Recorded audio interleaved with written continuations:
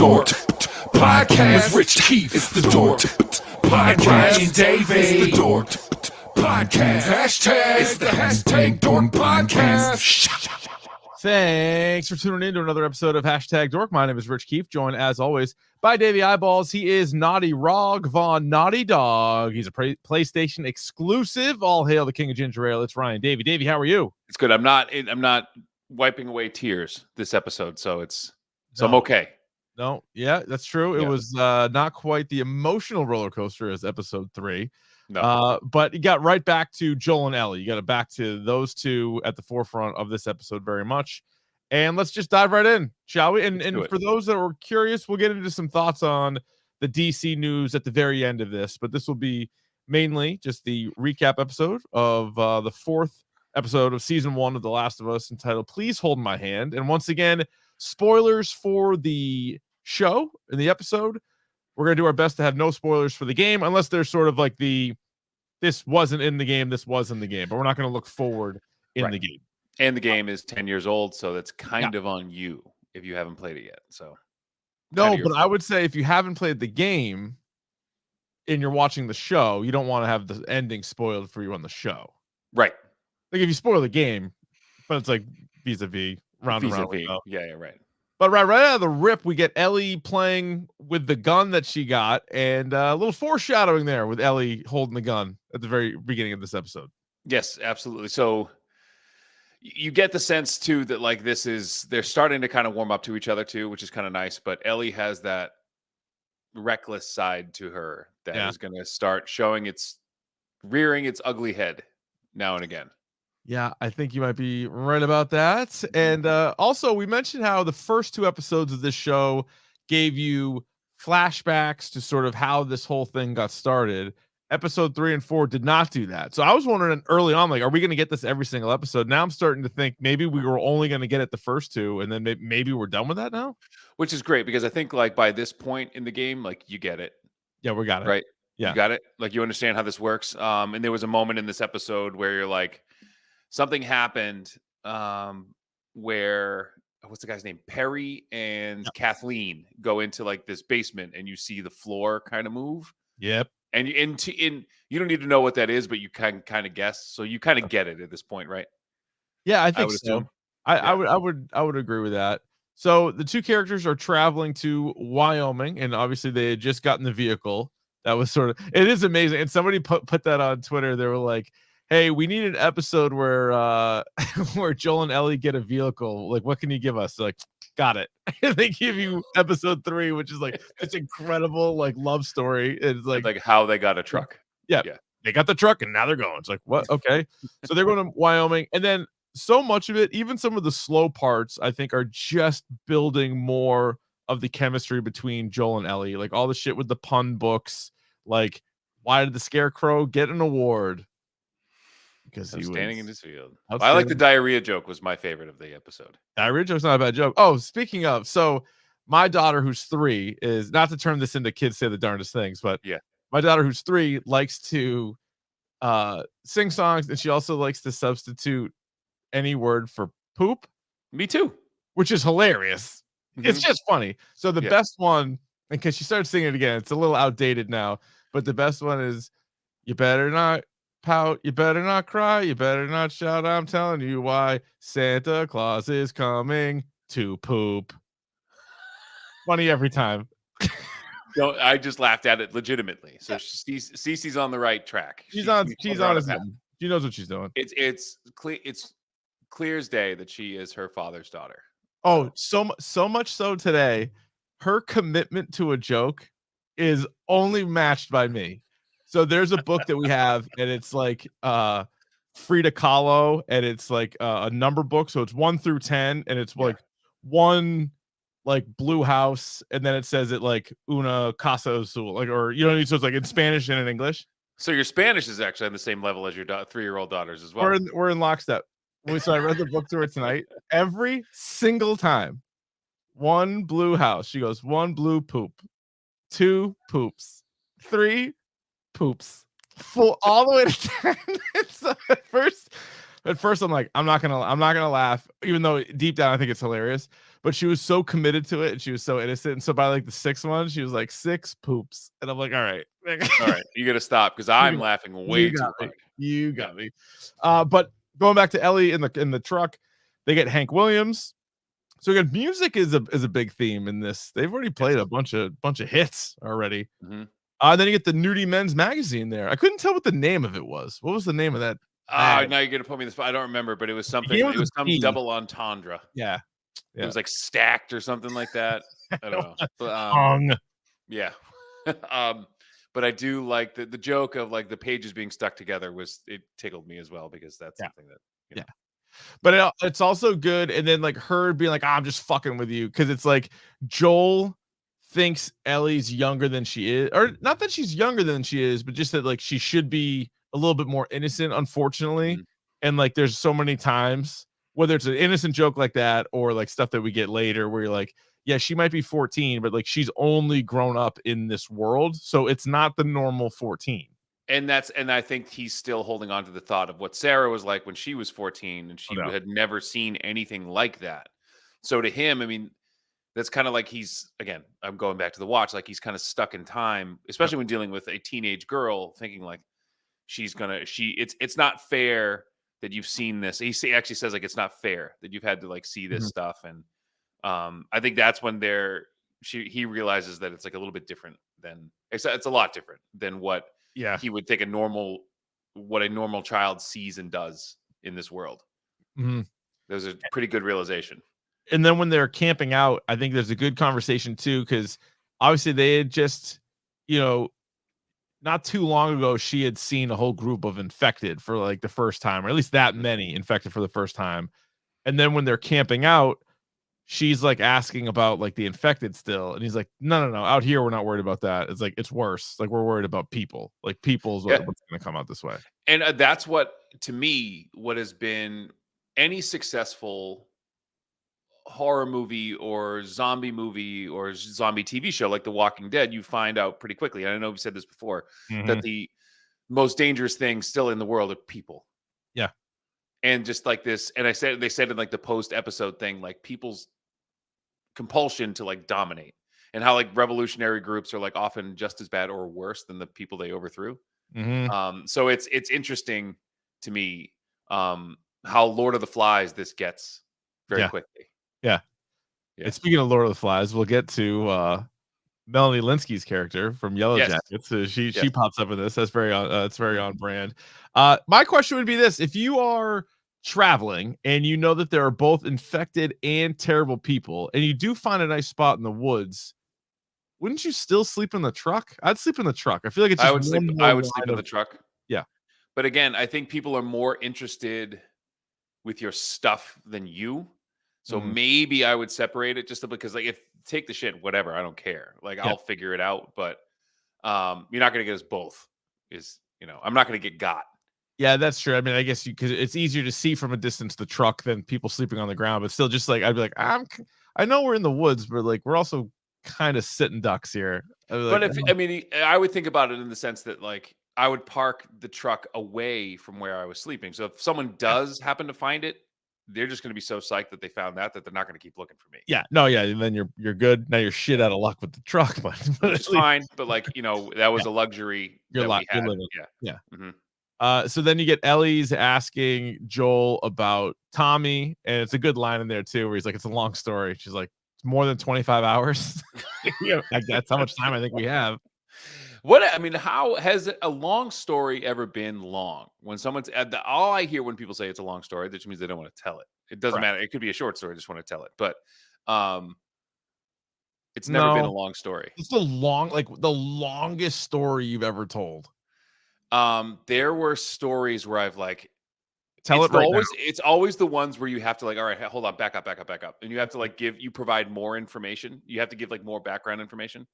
Yeah. So you have to be like, all right, so I'm walking with this guy and, he's being a real dickhead. Hang on. Well, he's with 2 dogs, right? And you have to like keep going, like backtracking. Like those are the ones I feel like take forever. Yeah. And because like it wouldn't like the ending is not going to pay off unless you have all of those details leading up to it. Or unless you know the person. Yeah, it's a good point. And then you're like, the short version's going to stink. Like, so you have to hear the long version. But even still, like if you timed it, now I know people don't even have like people won't even watch a 2-minute video on Twitter. So I understand that if you tell a 5-minute story, it's like it takes ages, but still. Right. That's a long So time. That's a long story. It's 5-minute story. Yeah. Yeah. I don't know. People listen to an hour podcast. I mean, Or like a TED Talk. Like a TED Talk is like basically a 20-minute story, right? that's what we should do one week when we have a dry week. We should just tell one really long story. That's fine. I love it. I love stories. So then they end up they're cruising, like they're just heading west. They're cruising for a while. Was it 76 west onto 70 west or vice versa? 70 West, yeah.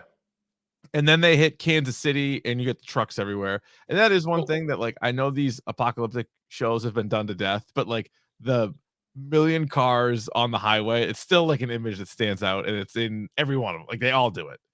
the So other thing that bothers me too about this is like you said, would you, if you were in a like major city, blah blah blah truck, I would just avoid major cities at all cost. yeah, that's a good Right? point. Probably go around, like because you either have Fedras there or you have there's just a chance of more of these Right. like groups that are around. So yeah, I mean, obviously if you're going from Boston to Wyoming, you're going which again, I told this story last week, but that my dad went to school at Wyoming, and so he often went from Boston to Wyoming, drove it, hitchhiked it, whatever. But so that's a long ride. I guess you don't want to take too many detours.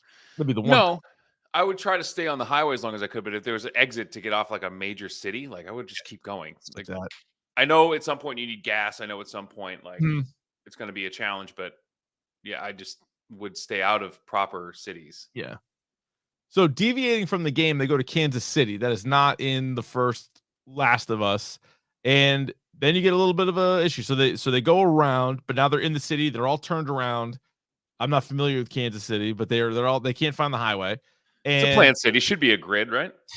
you would think you just drive straight enough. There's gonna be signs to get back on the Right. highway, but they couldn't find that. And then they get the guy doing the okey doke where he's like, "Help me, I'm hurt." And he's like, "Ah, fuck that. Put your seatbelt on." And then they have the chain or the nail strip there, so they pop the tires. They go out. So it looked like it was a 2-on-1 situation. And Joel, they get out of the car, and then they crash the car. And then Joel makes sure that Ellie's safe behind a wall. He kills one guy, waits, another guy comes and kills him, thinking it's clear. And then in comes fucking Brian. And the reason we know It's always fucking Brian. the Which is a reason we great know Dan Cook bit, right? is that what Dan Cook was it Fucking Brian? Brian. Yeah. Brian. And the only reason we know his name is Brian is because they mentioned it like 20 times in the episode. And I think it was like his way of trying to like humanize himself to someone who was probably going to kill him. Like, Mhm. I have a name. He's mentioned his mother. He said she's Yeah. right there. Like, I'm sorry. Like, we're not fighting anymore. We're not fighting anymore. My name's Brian. Like, I think that's him trying to like humanize himself to them. But then the other characters even were like, "Oh, they got fucking Brian." They're like, "Where's Brian?" Like, "Oh, they Yeah. fucked Brian." And you're like, "All right." Poor Anyway, Brian. but big scene, important scene, and you're wondering. So Brian seems to have the better of Joel. He's stuffing his gun into his throat, and you're like, "All right, what's Ellie gonna do?" We know Ellie has a knife, and we know Ellie has a gun. So I'm like, "Is Ellie gonna tiptoe all the way up there and stab him in the neck?" She No, thinks she's- about it. It's the first thing she pulls out. Yeah, I kind of thought that's where we were going. She goes the other way, and this goes back to the very opening scene of the movie. She pulls the gun out, shoots him in the back, knocks him out, and then that's when he gets into the waterworks. And he's like, "Oh, we're good. Like, we're good. I'll tell you, you guys are good. Like, we're fine." I'm not even mad anymore. Yeah, that guy, he laid it on pretty thick. And at that point, Joel kind of freezes because he's like, she saved him. Yeah. He didn't know she had a gun. He also feels bad because she's basically a kid and having to do this. So, like, so much is going through his head. And then what he decides to do is tell her to get behind the wall. And then Brian's like, "Here, take my knife." And he's like, "Okay." And then off screen, but he kills him with his own fucking knife. It's a big thunk. The sound. It's his own I think knife. it said in on the because I'm old and I have the captions on and I think it said like dull thud. It was Yeah. your own. Just a What a way to wet go. thud. Your own weapon. Your own knife. And he keeps telling him it's a good knife. Take it. It's a good knife. It's a good knife. He's like, "Sure is, pal." Yeah, it is. Yeah, it is. Smokes him. Yeah. So that Uh, was good. But it was also like yeah. you said, it was interesting because in that moment, Ellie is just you see her like wipe away tears and like shake it off real fast. And then the realization that Joel has when she's like, I'm sorry they had to do this. She's like, no, that's not the first time I killed somebody. No, she didn't He was say like, kill somebody though. She just said like it's not the first time I've had to do or she didn't say kill. I mean, it might have been a kill. yeah. Because he was eventually trying to make her feel better and he was like, you didn't kill him. It's not like you killed him, but like you shouldn't have had to do that and I'm sorry. He actually apologizes, but then she's like, it's not my first time. And he's like, what did you do before? And she's like, I don't want to talk about it. She should have. Long story. So it is long story, and it'll be in the scene in the mall, which is coming. That's all I'm going to tell you. Yep. And you got to get a little bit of Ellie backstory here because they keep kind of like subtle hinting it a little bit. But yeah, definitely. Yeah. So we'll for sure get more of that. But I just think it's really good. One, like just like so much more character building, chemistry building between the two without just like forcing it and trying to do it that way. You also get a few more scenes that are very game like where how many hours did you spend hiding behind one car shooting another guy behind another car? That was every video game, not just this one, but it's been a True. long time of me just like popping out and just like shooting. Yeah. But the way it was Max Payne where you like slow-mo like the bullet time. That was double the best. gun. Yeah. I just was thinking, and then like them just going into buildings, out of buildings, upstairs, downstairs, blocking doors, going in, putting Ellie through the thing, having her open a door for you, squeezing through like quickly into like cracks in the wall. Yeah. Classic. It's great stuff. Yeah, good point by Greg in the chat. The way Ellie was aiming, she thought Joel might have gotten shot in the dick. Blown it right off. Deviating from the game big time. Care? You're not using it. They're like, so what we decided to do in episode 4, just to keep the video game people guessing, we blew Joel's dick off his body.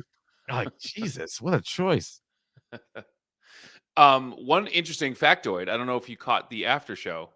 I thought I recognized the guy. So the guy who plays Perry is a guy named Jeffrey Pierce, who actually plays Tommy in the game. Oh, he's the voice of Tommy. No shit. Yeah. So I'm interested to see if Troy Baker makes it into the show, who's actually the voice of Joel. Probably. I mean, if he wants, I bet they offered him. If they're offering Tommy a spot, I bet Joel got a spot. I hope so. Because again, this whole character is Kathleen is a new character to the show. Yes. She's not in the game. Characters like her, though, sort of like, so you get like the Fireflies, you got Fedra, you got Joel and Ellie, but then as it goes on, you pop up and there's like these different groups, just like in The Walking Dead, right? Like there's all the governors, Negan, like the Whisperers, like there's all different groups. And so she's a little bit different. And I'll tell you, good intro to her to set the stage where she's talking to not only a doctor, but her doctor. Right. And she's fucking pissed about like what happened to her brother and everything else. And then it's pretty incredible because she keeps him alive for a second. She goes outside. She sees fucking Brian bleeding out. And she's like, fucking Brian. She's like, what if I had a doctor? And they're like, no, I can't save him. She's like, okay. Walks back into the cell, fucking blows the doctor's brains out. Well, and he says to her, he says, I'm your doctor, meaning like I'm probably the only doctor here. Yeah. So like, you're not going to kill me. You need me. He's like, well, if you can't help me, then like, she didn't give a shit about anything. By the way, I'm looking at Troy Baker's. Someone listed the top 15 Troy Baker voice acting credits. Yeah. Would you like me to walk you through just several of them? Sure. Joel from The Last of Us. Great one. Bruce Wayne from the Telltale Batman series. Oh, yeah, I like that. I played that. Pagan Min from Far Cry 4, was the bad guy in Far Cry 4. He voiced the Joker in Batman Arkham Origins. Really? Yes. He played Sam Drake in Uncharted. Not Nathan, but Sam Drake, his brother. Booker DeWitt from BioShock. He played the Arkham Knight in Batman Arkham Knight. He did? He did. And he was Ocelot in Metal Gear 5. This guy's not fucking around. The old voiceover. Guy is the voiceover guy. Oh, and he was Bruce Banner in Marvel's Avengers. Jesus. Yeah. So you just get him and Tara Strong, and you get all the voices you could possibly need. What's it, Nolan North. The three of them, you get a game. Boom. Do everything. You're good. All right, I like that. So then at this point too, like you now finally get the Joel and Ellie have a moment to sort of like revisit what had happened. And then Joel still doesn't really know how to handle it, but then he ends up teaching her how to hold a gun and then like gives her the gun. So that's a pretty big moment there too. But it was also a good moment to realize that like the whole thing, like he didn't want her to have a gun because he thought she didn't know how to use it. And she was like, no, I know how to use a gun.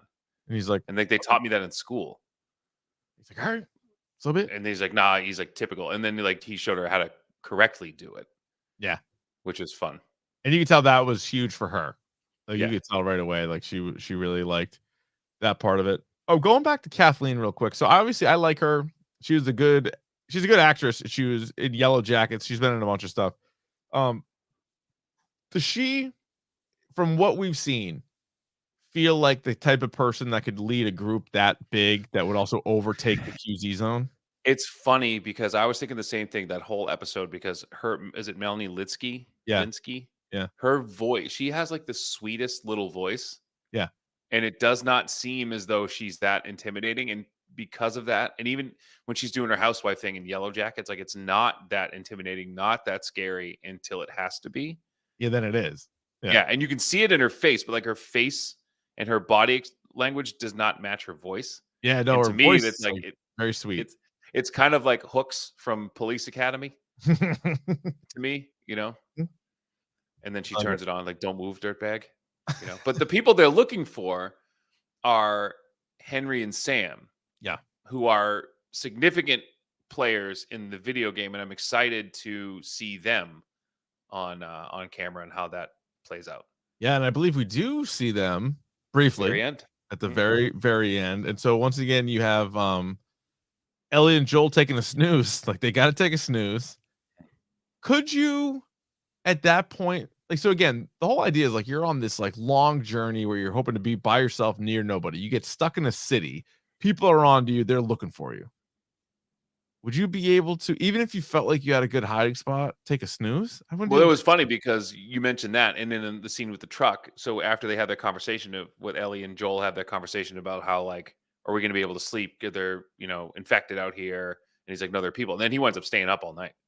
Mm-hmm. So I thought he was going to do it again, but like he did the trick with the glass. Yeah, it didn't work. Which, by the way, is a game mechanic in both The Last of Us, because if you actually walk on glass, you can actually, if you Annie Lennox walking on broken glass, there you go. You will actually alert the infected. Okay, which is not great. Bad. So, but the crushed glass thing was a nice little touch, nice little Easter egg. You also get Ellie asking Joel if he's ever killed any innocent people, to which he doesn't answer it. Does not answer that. Yeah. To which you say there probably are no innocent people at this point. No, who is? And I think we hit on this even in the first episode. Like he and Tess like used to be a piece of shit, but people can change. Yeah. So oh yeah, Josh was so Melanie Lynskey was in an episode of Always Sunny. Yeah. So because she was married to Jimmy Simpson. So one of the McPoyles she was married to. And now she's married to, I think she's married to Jason Ritter. Right? That sounds right. Yeah. But she was with Jimmy Simpson for a while. And Jimmy Simpson, who I'm told, if you listen to the Always Sunny podcast, is the funniest person that any of them know. Yeah, that makes total sense. I gave up on that podcast. I couldn't do it. I listened to a bunch, then I was out. But I'm not at the point now where I liked the episode. I'll listen to it. Like I'm really excited for like the Charlie McDennis one. They don't even talk about the episode. I feel like I know, but like sometimes they give you little nuggets. They give you a couple of little nuggets. But yeah. And yeah, so then it ends. You get some guns on them. So that's how it leaves on a cliffhanger episode. And so the next episode of The Last of Us, entitled Endure and Survive, and it's the same writer and the same director as this episode. And if you watch the like next time on, it's very clearly a little 2-episode arc where, I mean, maybe it lasts longer, but at least Kansas City is going to be that's where they are next episode. It looks like the shit hits the fan in Kansas City. Yeah, it doesn't. The other thing that was interesting to me. So Ellie's talking about the QZ zone I was offended that the QZ in Boston, I almost said QZ zone. I think I said it once. That's redundant. Yeah. The QZ in Boston served Starbucks. That doesn't make any sense if you're in Boston. Well, Well, there's Starbucks in Boston, you know. I understand, but don't you get dunks, kid? You should, but You maybe should. somebody running the QZ zone was like, "All right, this is what we're doing." Maybe it's like at like If you want a revolution in your QZ, you start yeah, serving people from Massachusetts fucking Starbucks all the time. they had a revolution in Kansas City. I don't know what that was about, but they were fired up. It wasn't Starbucks. It was They probably they flipped, ran out of they like flipped it over. It looks like you barbecue might and get some zombies, or I don't even know, infected. We'll call them yeah. infected. That's what they call them in the show. You got infected next week. Looks like you're gonna get some crazy ones. So if that's what you're Yeah. looking for, yeah. I'm excited. I'm excited for that. Anything else on episode 4 of The Last of Us? It was, I would say, out of the 3, it's probably out of the 4, it's probably my least favorite, but it was still better than anything else I would have watched tonight. I agree. I think it was a really solid episode of television. I think Joel and Ellie, that's the biggest key, is that you're just further hammering home this relationship and advancing it, right? Like, Yes. I know he refers to her as cargo in this episode, but again, she's making him laugh. She saved him. He's like, he's obviously protecting her. Like, the relationship is for sure growing. That's that. And then you get introduced to Kathleen, and we'll see where that character ends up going. And at the very least, she's useful at this point to him now. Like Yep. she's not just dead weight. Like she can actually do stuff. Oh yeah, like opening door, fitting into small spaces and Yep. opening doors is not a small thing. No. So And he used to have a partner who would do that for him, and now he doesn't. So now we have a Batman Robin situation here. It's funny because he brought up Tess himself. Yes, he did. So speaking of Batman and Robin, Ryan, great segue. The James Gunn, who's now in charge of the DCU, he had like a little 5-minute Twitter video where he was like, here's what we got planned. So obviously you have the movies that are coming out this year, which he wasn't really a part of. You have Shazam, you have The Flash, which he says is going to reboot everything. And then you still have Aquaman at the very end of the year. Yes. But what I do like is it sounds like the movies, TV shows, and video games are all going to be kind of interlinked a little bit. Which is great. I mean, they're doing the same thing that Marvel's doing on Disney Plus, which is they just don't have the streaming service right now. Remember, did DC try to do a streaming service and it fucking flopped? They did their own thing, and most of those shows are on HBO Max now, and then they just kind of canceled them. So like Teen Titans and Doom Patrol, I think are going to finish out this year, and then they're going to be done. But you can get them on HBO Max. They were a part of like the launch for the DC, whatever they called it, the DC streaming service. Yeah, so now DC's part of HBO, right? So I think this will be really good. And if given HBO's budget and what they've done with shows, I mean, this is going to be some pretty sweet action. I trust James Gunn. Like, it seems very daunting. It's like an 8 to 10 year plan, because obviously you got to write, shoot, make these movies. I get it, but 8 to 10 years is a long time. But I mean, better late than never. Like, you have these amazing characters, you have these amazing stories already written. So if you could figure out how to do it, like I'm in. And it's funny because it almost seems as though he's had this planned out for a while. And I remember them talking about having to do a significant reshoots with The Flash, and us thinking like, well, it must suck if they're doing like these extensive reshoots, and same with Aquaman.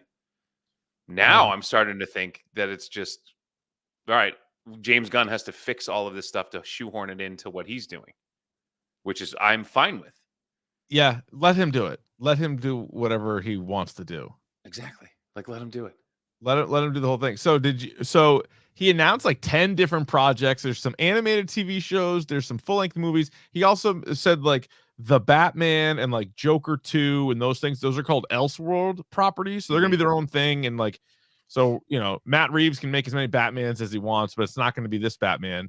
So we do need a new Batman for the DCU, and also the Robin is going to be Damian Wayne, as they're going to pull heavily from the Grant Morrison storyline. But of all the stuff that kind of got rattled through, do you have one that you're the most excited for? Well, I'm almost most excited about that now that we're mentioning it, because in order to have Damian Wayne, and that you said off air, the rest of the Bat family has to exist.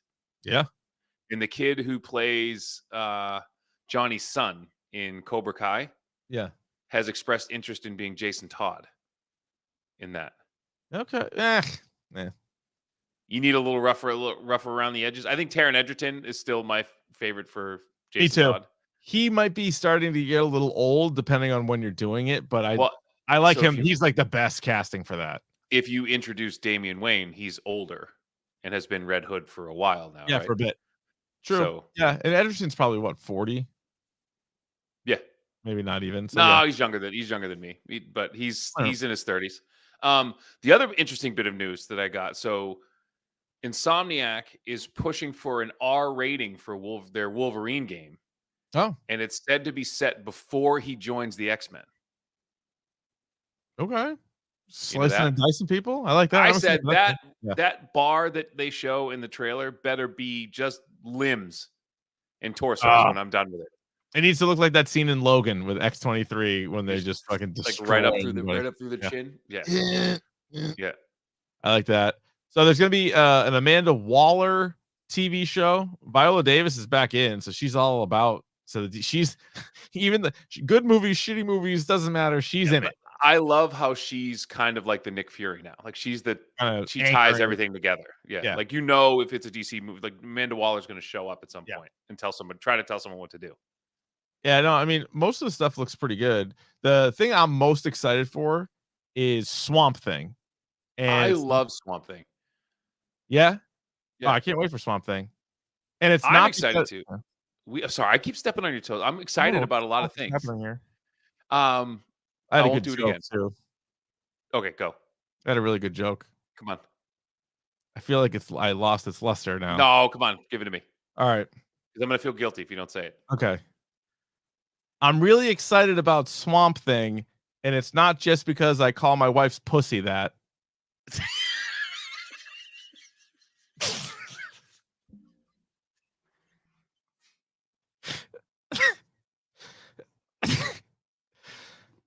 There were so many ways. There were so many ways that was going to go. I never thought you were going to say that. I never thought that was it. I don't even say that. Like I just I just thought of the joke. I don't even say pussy. I don't even really say that word. Never. You just spelled it. Oh my God. Yeah. I was hoping to get that one I out. thought you were going to call like me pre-gold bond, mid-July day, no gold bond. Swamp Thing. Yeah. Yeah, but this one's probably not going to be out forever. It's like so excited. Moving on. Yeah. Yeah.